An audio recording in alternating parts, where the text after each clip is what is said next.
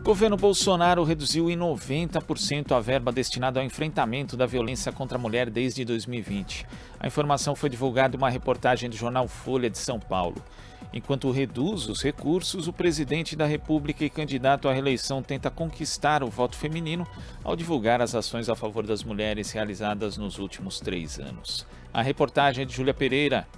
O presidente da República, Jair Bolsonaro, do PL, cortou em 90% a verba destinada ao enfrentamento da violência contra a mulher durante o seu mandato. A informação foi divulgada em reportagem do jornal Folha de São Paulo, com base em dados do Ministério da Mulher, da Família e dos Direitos Humanos. O dinheiro é usado nas unidades da Casa da Mulher Brasileira e nos centros de atendimento às mulheres, que prestam serviços de saúde e assistência às vítimas da violência doméstica, além de financiar programas e campanhas de combate a este crime. Em 2020, o montante remetido à pasta para a proteção das mulheres era de 100,7 milhões de reais. Em 2021, caiu para 30,6 milhões. Neste ano, sobraram 9,1 milhões de reais. Maria Fernanda Marcelino, da Marcha Mundial das Mulheres e da Sempre Viva, organização feminista, avalia o corte das verbas como mais uma demonstração de como o governo Bolsonaro vê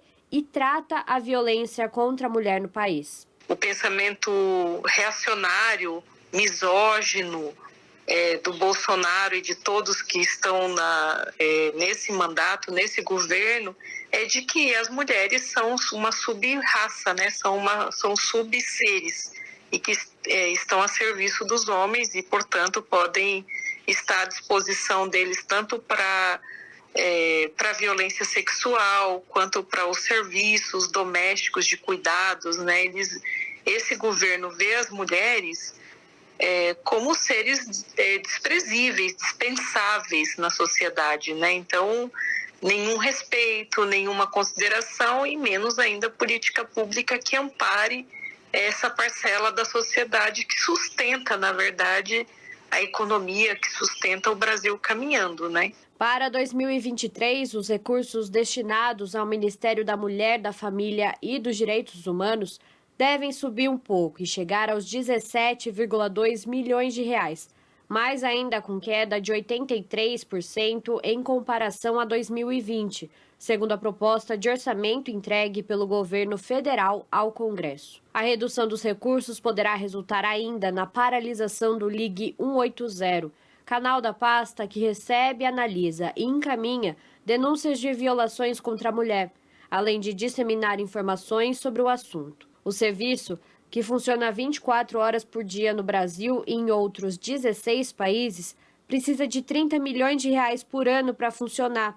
Mas a proposta do governo Bolsonaro é de repassar somente 3 milhões no ano que vem. Para Junéia Batista, secretária da Mulher Trabalhadora da CUT Nacional, o corte terá que ser revisto para garantir os valores necessários das políticas públicas voltadas à proteção das mulheres. No período em que houve a redução das verbas, o país teve 2.451 vítimas de feminicídio e mais de 100 mil casos de estupro e estupro de vulnerável de vítimas do gênero feminino, segundo dados do Anuário Brasileiro de Segurança Pública. Vai ter que se rever, né? Vai ter que se abrir, né? Esse orçamento e fazer um debate, né? O novo governo vai ter que fazer um debate, primeiro com a sociedade, né? Para envolver o próprio Congresso Nacional e readequar para que a gente consiga, primeiro, garantir a segurança para as mulheres, né? Depois matar a fome e atender as pessoas que perderam mulheres, sejam mães, sejam irmãs, sejam companheiras, sejam filhas, sejam primas, né?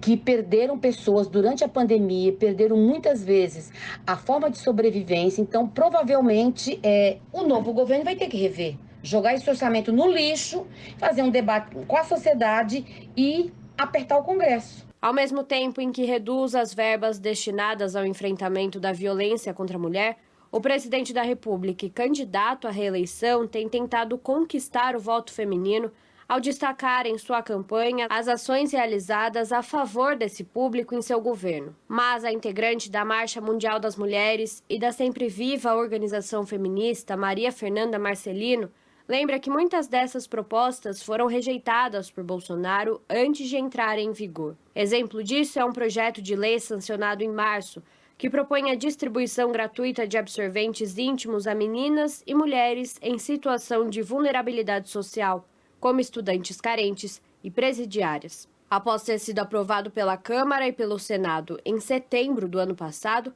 o PL foi barrado por Bolsonaro no mês seguinte. Coube ao Congresso Nacional derrubar o veto para que a medida passasse a valer. Por mais aviltante que sejam as notícias, as mentiras, as distorções, as apropriações, né, que esse governo faz, nada é surpresa para a gente, né? Tudo é a demonstração concreta do que ele prometeu fazer e tenta levar a cabo, né? Que é desregulamentar o trabalho, que é manter as mulheres a serviço dos homens e do lucro, né? Então, assim, não tem nenhuma novidade, apesar do horror.